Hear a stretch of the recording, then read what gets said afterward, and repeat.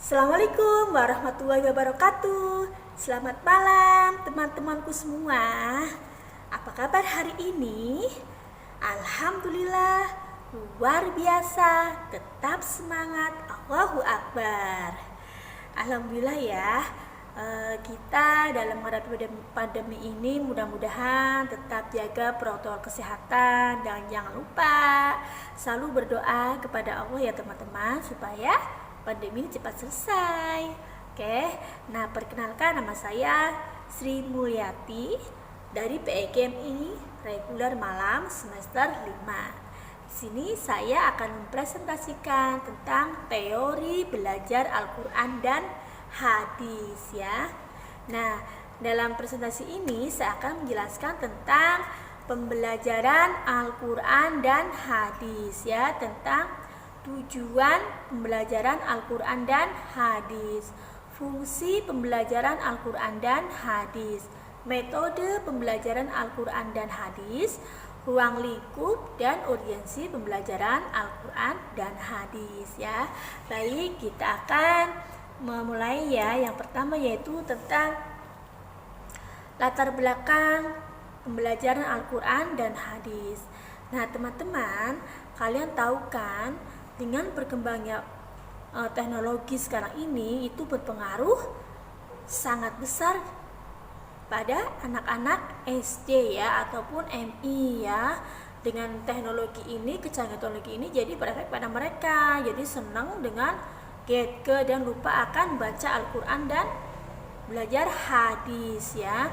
Nah ini adalah tugas para guru ya, para pendidik ya, untuk mengingatkan kembali anak-anaknya tentang Al-Quran dan hadis ya, dengan melalui pendekatan pembelajaran Al-Quran dan hadis ya.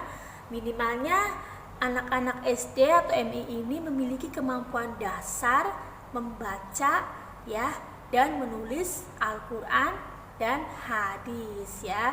Oke, nah sekarang kita akan membahas tentang apa sih itu pembelajaran Al-Quran dan hadis.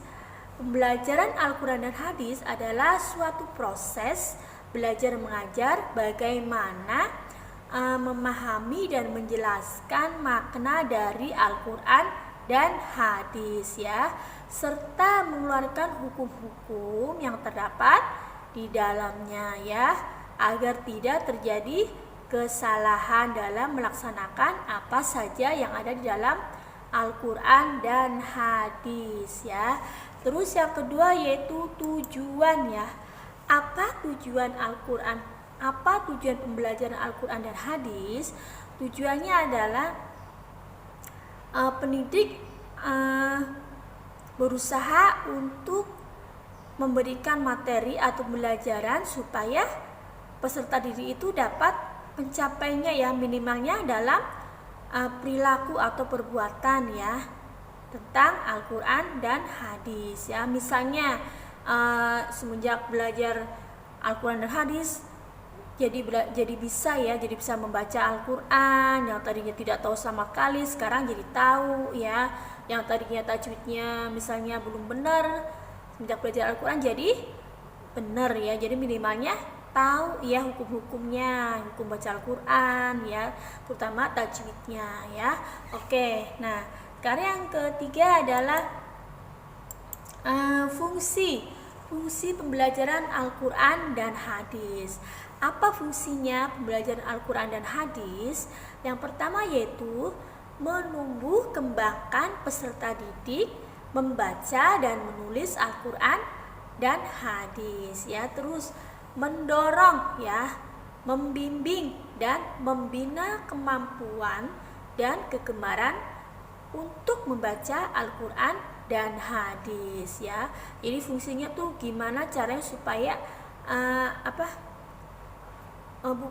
fungsinya itu supaya anak-anak itu bisa terdorong ya untuk belajar tentang Al-Quran ya, dan senang ya akan membaca Al-Quran atau belajar hadis.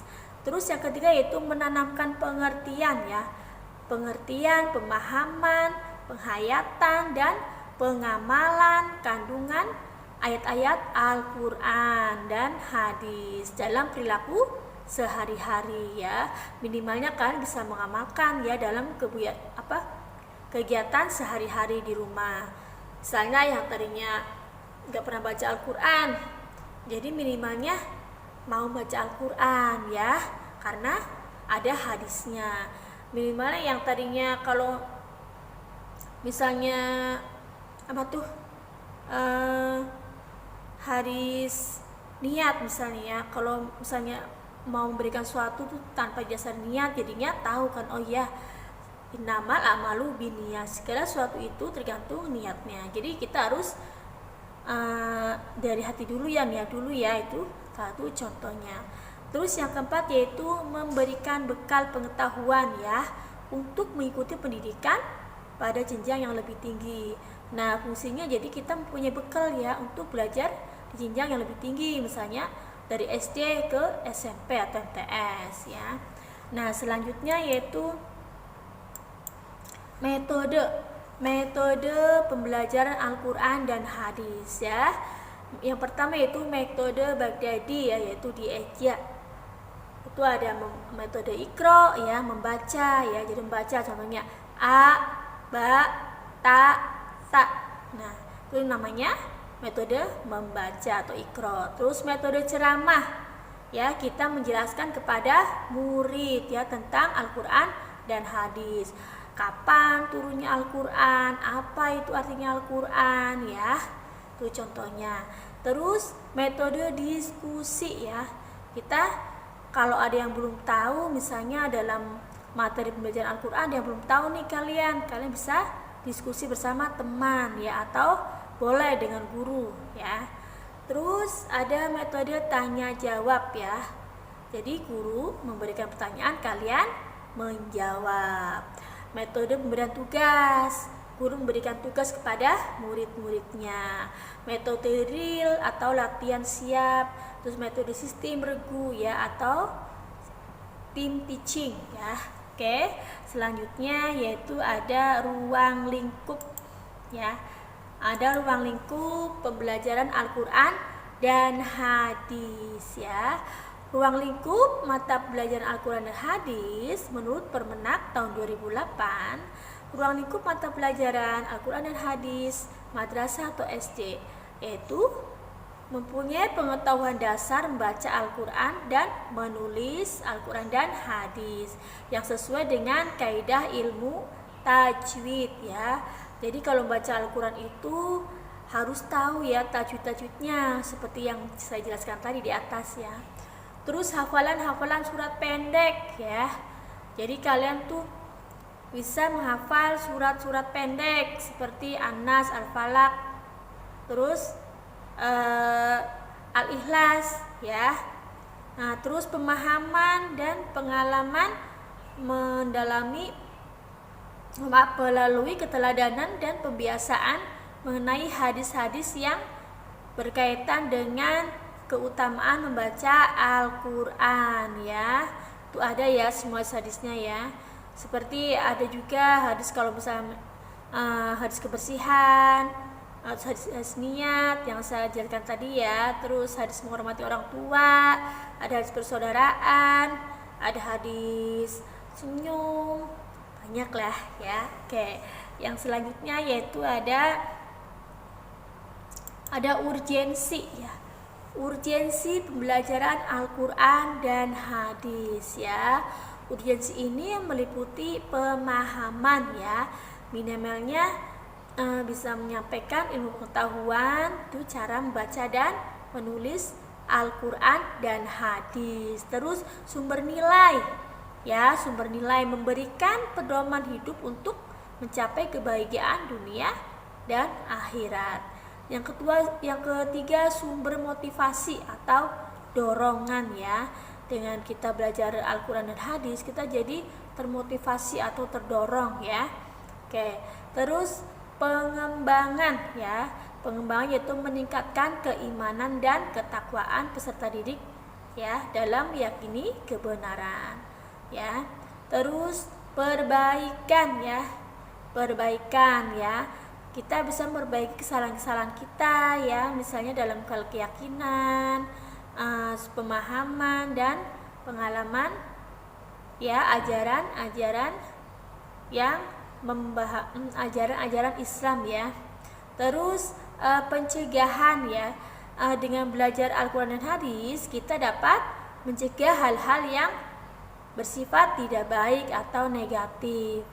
Terus pembiasaan ya, menyampaikan pengetahuan, pendidikan, pengalaman, penanaman nilai-nilai Al-Quran dan hadis ya. Peserta didik sebagai petunjuk dan pedoman dalam seluruh kehidupan ya.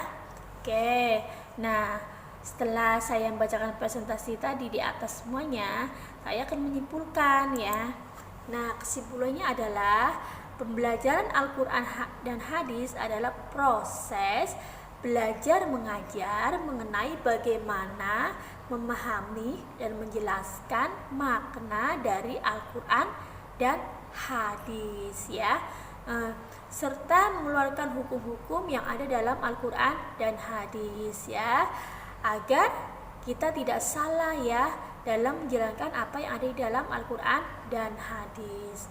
Terus tujuan belajar Al-Quran yaitu agar murid mampu ya membaca, minimalnya murid itu mampu membaca atau mempunyai kemampuan dasar ya, yaitu membaca dan menulis Al-Quran dan hadis. Minimalnya bisa baca lah, bisa baca Al-Quran udah itu adalah kemampuan dasar ya yang harus dipegang ya. Terus pembelajaran Al-Quran dan hadis berfungsi untuk memberikan kemampuan dasar kepada peserta didik ya, baik itu di SD maupun di MI ya, dan diharapkan siswa dapat mempraktekkan atau menjalankan apa yang ada di dalam Al-Quran dan hadis dalam kehidupan sehari-hari ya. Baik, itulah presentasi dari saya. Sekiranya cukup sekian. Wassalamualaikum warahmatullahi wabarakatuh.